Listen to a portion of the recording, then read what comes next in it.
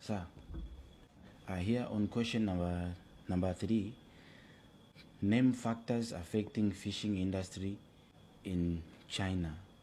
Nyapa meandika fishing industry in China. Ilitakiwa hiyo fishing industry in China. Nyinyi meandika China. Bigi. Factors affecting fishing industry in China. Where? China. Sasa factor affecting fishing industry in China. Baba, si tupo msamvwa. Bigi, hii ni jiografia. Kwani tutafia hapa. Haki ya Mungu. Mimi natabiri kitu. Tutakuja kufanya kazi za ajabu. Ndio ile mambo baba, unahitimu shule. Unatoka zako hapo, umepewa mkopo.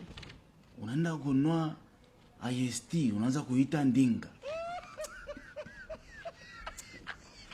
Ndinga. Hujakaa vizuri, unachukua IST yako unaipeleka kwa pasta akaiombea, aipe baraka ndinga.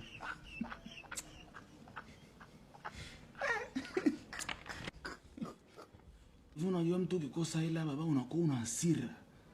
Choga, umeshawahi kusikia wananchi wenye hasira kali?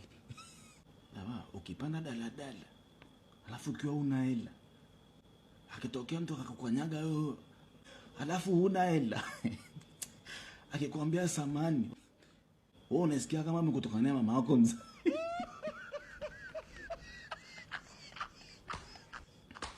Leo nimekuja kuamini kwa nini wanaume wengi hapa da au watu wa mikoani wanakasirika. Hakuna kitu kinaumiza wanaume wengi kama kupitwa hela na ankoti.